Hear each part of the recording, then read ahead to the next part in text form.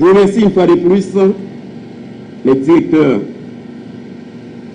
les assistants directeurs, les consultants, les chefs de service qui ont rendu possible l'élaboration de ces deux documents essentiels pour la modernisation de la Cour supérieure des comptes.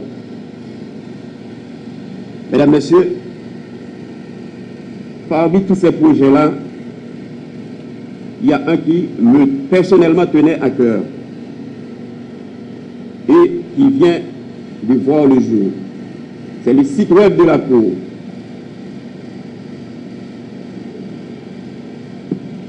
Et nous sommes fiers d'annoncer son lancement pour le mois prochain. Et ce site peut être visité au moment où je vous parle.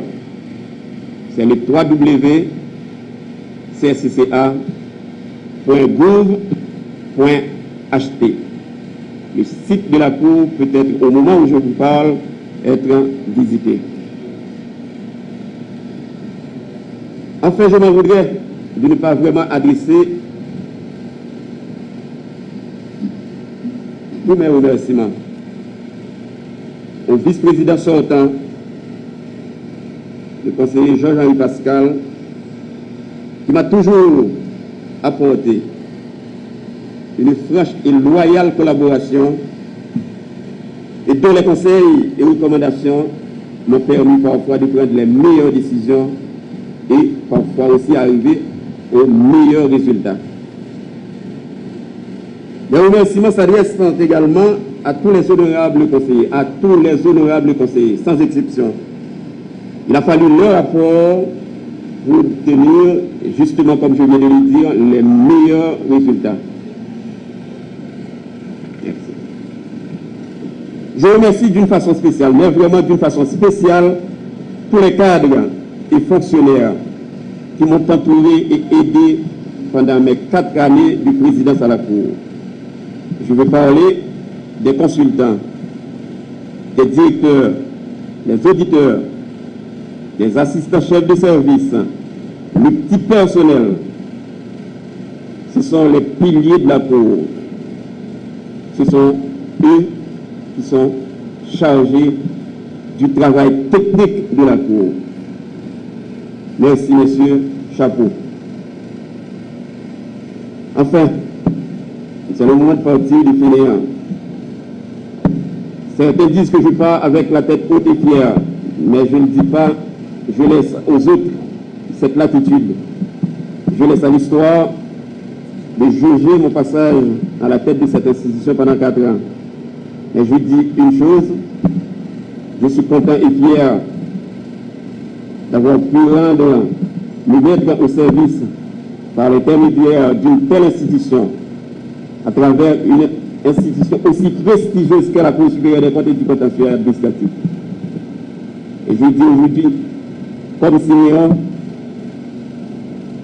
je continuerai à consacrer tout ce qui me reste de la vie, à servir la patrie, à servir ma patrie, à servir mes semblables.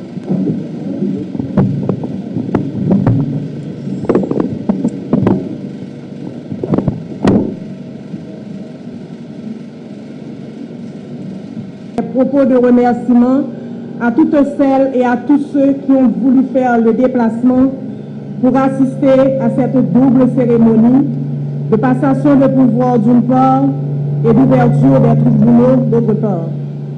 Mes remerciements s'adressent aussi aux honorables membres du Conseil et à la conseillère Noni H. Mathieu, notre actuelle présidente, lesquels m'ont élu à la vice-présidence pour ce dernier mandat du Conseil. Madame la Présidente, je peux vous assurer que mon expérience de 9 années passées à la Cour sera mise dans sa totalité au service de la Présidence. Vous pouvez compter sur moi pour vous accompagner durant ce court et dernier mandat. Ma collaboration sera franche et sincère.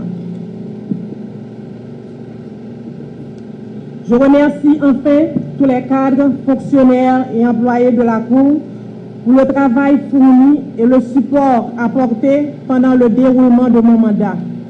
Je leur promets de rester à leur écoute depuis la vice-présidente et continuer à travailler avec eux pour la modernisation incessante de l'institution et l'amélioration de leurs conditions de vie et de travail. Cette dernière année de mandat du Conseil promet d'être laborieuse et difficile. Aussi, devons-nous armer de tout le courage nécessaire pour vider nos mains et résoudre les situations délicates. Avec l'appui de toutes et de tous, nous y parviendrons. Merci. Nous devons travailler pour cet exercice en vue de préparer non seulement l'arrivée du nouveau Conseil, mais surtout consolider les bases légales et institutionnelles de la Cour. Cette mission qui est nôtre et que je me suis assigné à exécuter avec rigueur et logique exige la mobilisation de tout le personnel, bref, de toute la Cour. Aussi, Madame la vice-présidente, messieurs les conseillers, notre travail n'est pas encore terminé.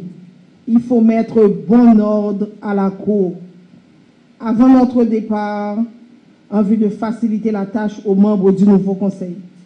Par exemple, vider nos mains de certains dossiers qui traînent. Dans un autre registre, chers employés et cadres, tant de la capitale que des villes de province, j'apprécie votre réjouissance, mais je m'attends à ce que tous et toutes se mettent au travail dans le respect des uns et des autres. En collaboration avec la vice-présidente, je m'attellerai à assurer au personnel de bons traitements et de la bonne formation dans des domaines respectifs afin d'améliorer le niveau et le mode de fonctionnement de la Cour. Gageons-nous à revaloriser l'image de la Cour, embarquons-nous sans fainéantise, sans hypocrisie, sans acrimonie ni arrière-pensée machiste pour une réussite collective de ce dernier mandat. Autorité constituée, chers amis, dans cette période de marasme économique sous fond d'effervescence électorale, la Cour va être poussée un peu plus au-devant de la scène et va être aussi et surtout la cible privilégiée de toute sollicitation, même des plus incongrues. D'entrée de jeu, je veux en appeler à la bonne collaboration de tous, mais surtout à l'honnêteté et au sérieux, tant du côté des solliciteurs que du côté des collaborateurs.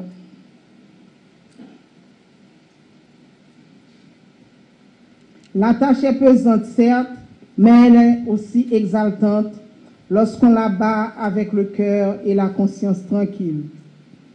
Rien n'est au-dessus de nos engagements et de notre détermination. Je donne la garantie que je n'aurai pour boussole que la loi et les intérêts supérieurs de ma patrie et de l'institution que j'ai l'honneur et le privilège de présider. La Cour est imprégnée du droit de gestion financière qui relève des institutions de droit public, ce qui fait qu'on le considère comme une institution de carrefour. Ainsi, la Cour ne devrait-elle pas constituer le creuset qui sécrète ces disciplines de droit public? L'auditorat, dont ses attributions sont définies par les dispositions de l'article 23 du décret du 4 novembre 1983 portant organisation et fonctionnement de la Cour, lequel article est ainsi stipulé. L'auditorat est chargé d'instruire les affaires contentieuses relevant de la compétence de la Cour, d'en faire rapport à la Chambre saisie. Il présente des conclusions en séance publique sur toutes les affaires pendantes, soit devant le Conseil de la Cour, soit devant les chambres. Vu sous ce angle, au cours de l'exercice 2011-2012, l'auditorat composé d'un effectif de 6 auditeurs a reçu du bureau de la présidente 43 dossiers pour avis, dont 35 y sont déjà retournés pour les suites utiles et 8 restants sont en train de recevoir le traitement irrélatif. Le nombre d'arrêts rendus par la Chambre des affaires administratives au cours de l'exercice 2011-2012 s'élève à 7. Pour la Chambre des affaires financières n'ayant.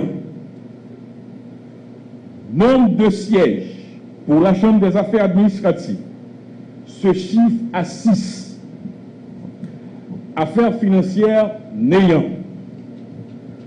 Madame la Présidente, Madame la Vice-Présidente, les membres du Conseil, face à l'immensité de la tâche qui nous attend, à l'attente du personnel, il nous faut la collaboration de tout un chacun pour parvenir à rehausser l'image de l'institution supérieure du contrôle public séculaire. Nous voilà donc dans la pure tradition républicaine appelés à soumettre notre programme concomitant à la déclaration d'ouverture des travaux de la Cour. Mesdames, Messieurs, en cette année spéciale pour nous à la Cour supérieure des comptes et du contentieux administratif, non seulement par l'échéance du terme de notre mandat collectif de 10 ans, nous incombons l'incontournable charge de boucler les rapports, de finaliser les études des dossiers et de rendre tous les arrêts en souffrance. Mais aussi et surtout, elle est spéciale parce qu'au cours de cet exercice s'impose la nécessité des préparatifs à la passation de pouvoir en octobre 2013. Vous comprenez donc, mesdames et messieurs, le poids du fardeau. En plus d'une conjoncture très riche en demandes de décharge, généralement bouillonnante, époustouflante et même paralysante pour les structures faibles, mal équipées et démotivées de la Cour.